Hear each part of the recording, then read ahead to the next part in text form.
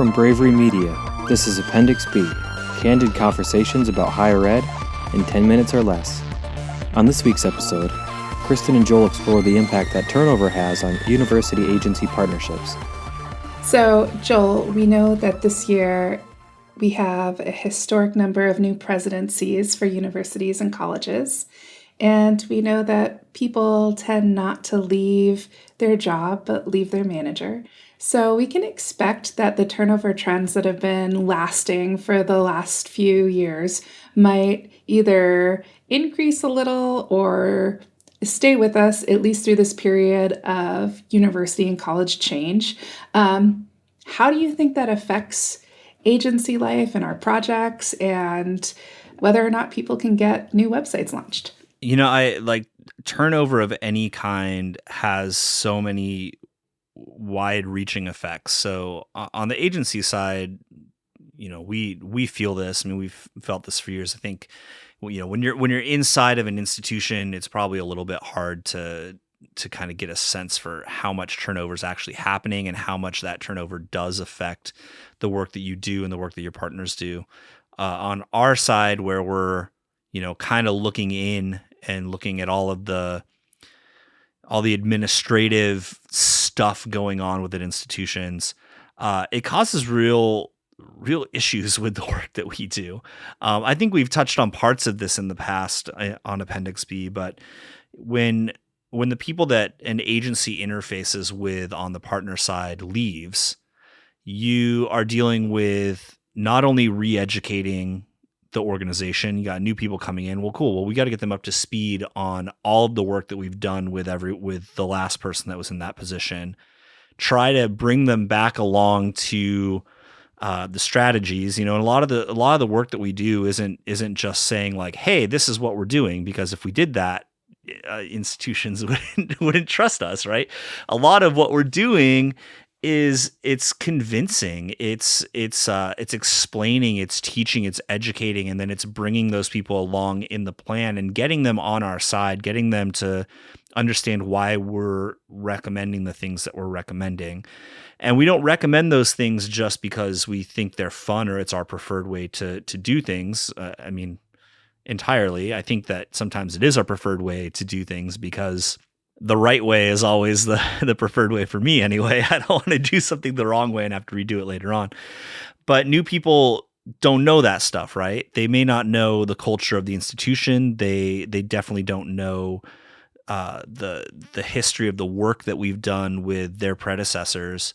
And even worse, a lot of times they may be coming in with a whole different agenda, and that could cause the work that's been done to basically be scrapped or put on hold, you know, and then there are still expectations from the wider organization that you're going to hit the timelines that were already agreed to in contracts way back. But, you know, a changeover in personnel is not just an easy thing to do unless leadership has a huge hold on it. It's just like, hey, no, you can't change a thing. Your ideas don't matter yet. We've got to plow through this project and get it done. And that's never the case. And we don't want to work with people in that way. We don't want our partners to come along begrudgingly because they came in late to a project. We want them to help, or we want to help them own that part of the process too. We think of turnover as a quick change, but it is a long-lasting change. Like, it's a process. So when someone has more or less effectively decided to leave an organization, they don't leave the next day, typically, right? They don't just hard quit. It's a process of decision-making, plus it's usually a process of job hunting. And in that process that they're going through, they're slowly unhooking from the sense of responsibility and the sense of commitment to their current place. And as that happens, especially when they're in the midst of an agency process, you know, or a partnership, the client side project management starts to depreciate, and they stop making decisions because for one part, they feel it's unethical to make decisions that are going to behold another staff or another team to. and they stop passing information back and forth between key stakeholders in the agency because they feel like there's some, energy in there that they don't want to bring to that project or that process. Then there is usually an interim that's keep holding down the fort, but not changing strategy and is not really sure what they can commit to. So there's a few months of while they run a search, and then there's getting a new person on board. And throughout that process, the work of a university agency partnership just starts to lag. It's really difficult to keep it on pace and to keep it tethered to goals. And so your research begins to age, your strategy begins to age, and you're not able to leverage the data that you have and the ideas that you have in an effective way because your environment is already starting to shift. Plus, on top of that, someone else comes in and they want a different set of priorities and a different set of tactics to deploy. So all of these things tend to wear away on the university agency trust model, right? So I feel like we spend a lot of our time during a turnover process working on establishing that trust with new people all over again, like it's a brand new project. Yeah, and to some extent, it oftentimes feels that way, like it is a brand new project, and sometimes it ends up being that, which is frustrating. But I think if there's something that that I could communicate to leadership, especially new leadership, it's that if you have projects that are in place, see them through.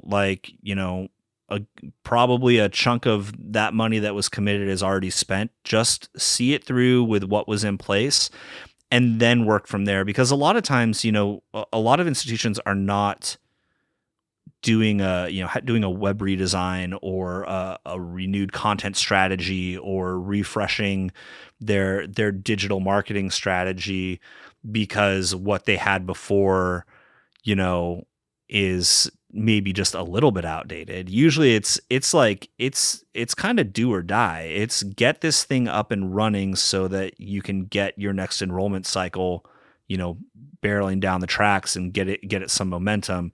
Not, oh yeah, well, our enrollment's been fine, so let's update the website. That's not happening. And so if you take if you're a new leader at an institution and you decide that you want to make your mark now in the middle of a project that's already been going, you're actually doing a disservice to the institution, and you're doing a disservice to the staff that have been working on it for, however many months prior to you coming on board, because you're putting a pause, and you're definitely going to be prolonging the end result of the process and the project that's been in place. And that costs the institution money, that costs trust, that there are ways to calmly come into that and make it work in a good way, and coming in and just changing everything is probably one of the worst things you could do for a web project. Yeah, and I think that if you are forecasting a need for change in strategy or direction, if I could offer my wish list, it would be to speak transparently and directly with the agency and allow the agency to respond with ideas and possible changes to contracts or effective new directions that you can go into, rather than just abruptly canceling or redefining on your own what your goals are. Bring the agency into that conversation and state what the forecasted problems or issues are and work together on solving those problems. Even though you might be new to the environment, new to the partnership, that trust between that university and that agency has been there for a long time. So while you're getting up to speed, you could still leverage what's been there and look for solutions together. Thank you so much for listening to Appendix B. If you enjoyed the show, please leave us a review on Apple Podcasts or Spotify. And if you want to hear more from Bravery Media, please check out our newsletter, Higher Ed Hot Takes, at bravery.co/newsletter. Thank you, and we'll see you next week. Bye-bye.